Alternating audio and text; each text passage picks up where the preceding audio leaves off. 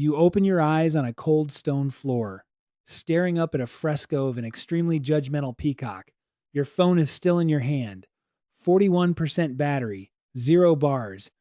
Congratulations, you have just brought a smartphone into ancient Rome, and somehow nobody warned you the Wi Fi situation would be this bad. And that mountain in the distance, you'll get to that. For now, you have a much bigger problem. You are about to become the strangest thing this city has ever seen, and this city has seen a lot. You do the thing every modern human does the second they open their eyes. You check your phone, no signal, no Wi Fi, no maps, nothing, just you, a battery percentage, and about 2,000 years of no cell towers. Somewhere, a satellite is orbiting the Earth, doing absolutely nothing useful for you right now. Your camera roll still works, though, so at least you can look at photos of a world that won't exist for 2 millennia. That's small comfort when a man in a toga is currently backing away from you like you've grown a second head.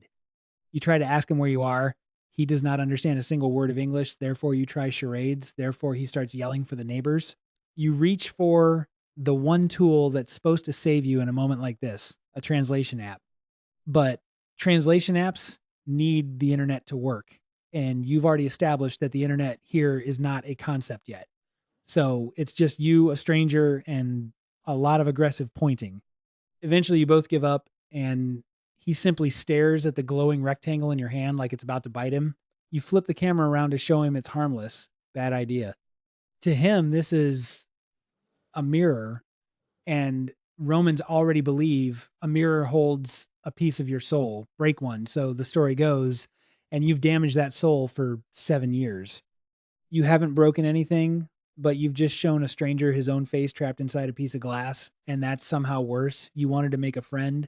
You have instead invented a brand new phobia. Word travels fast in a town this size, and by the time you've made it 3 streets over, a small crowd is following you at a very respectful, very nervous distance. Somebody in that crowd decides the glowing glass thing is probably worth something, therefore he tries to steal it. Rome runs on theft the way modern cities run on traffic. Pickpockets are basically a full-time profession here. But this thief has never tried to steal something that lights up and screams in his hand. An old alarm you forgot to turn off goes off at exactly the wrong moment, and the man sprints away like the object itself just cursed him. You pick your phone back up off the ground, 26% battery now, and you start to understand something important. This thing is not a gadget here, it's an event. News like this doesn't stay in the street. It goes straight to the people whose entire job is managing the supernatural. And Pompeii happens to have a temple to the goddess Isis, staffed by priests who are extremely good at their jobs. Here's the twist nobody expects. These priests are not the ones who panic, because hidden behind the statue of their goddess, built right into the temple wall, there's a narrow passage a priest can slip into and speak through. So when Isis speaks to worshipers, it's really a priest's voice piped through a hole in the plaster. These men have been running the oldest special effects department in the ancient world. Therefore, your glowing rectangle doesn't scare them, it impresses them. One priest quietly asks if you'd like to go into business together. You decline because you have bigger problems than becoming a Roman conman's business partner, but you can't shake the feeling you just met the only people in this city smart enough to know you're not a god. Unfortunately, the men who run this city legally are a lot less chill than the priests. Pompeii is governed by 2 elected magistrates, and by evening, both of them have heard that a stranger appeared out of nowhere carrying a device that steals faces, screams on command, and glows without fire. Under Roman law, harmful magic isn't just frowned upon, it can get you executed on the books since the earliest Roman legal code there is.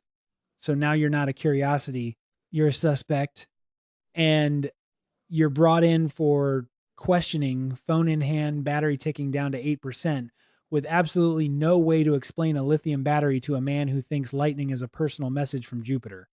While you're waiting and stalling and doing your best impression of an innocent, harmless tourist, the pieces finally click into place.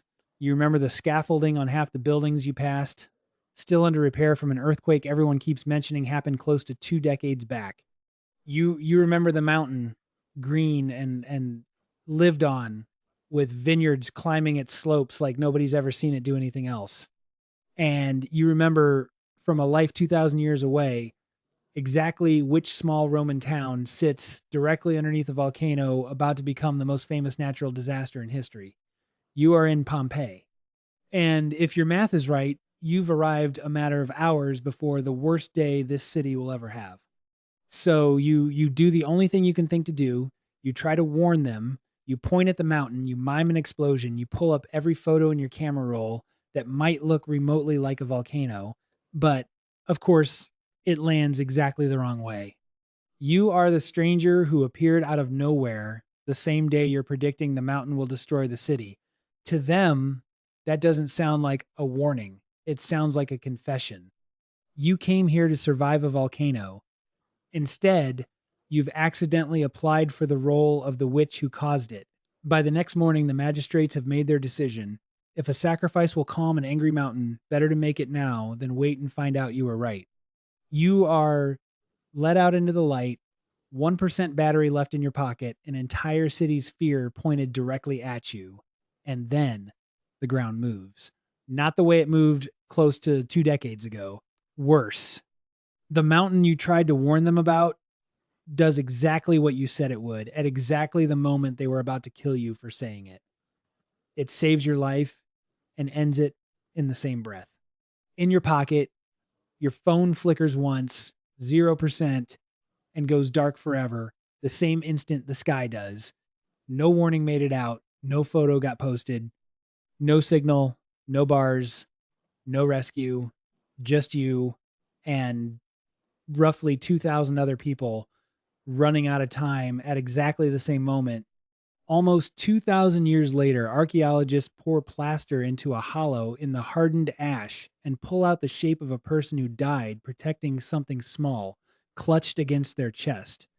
Nobody in that lab has any idea what the rectangle is. They just know somebody on the worst day in the history of this city thought it was worth holding on to. You wanted to be the first person in history to post from ancient Rome. Instead, you became the reason a museum plaque somewhere reads object unidentified, and you never even got one bar of signal to explain yourself.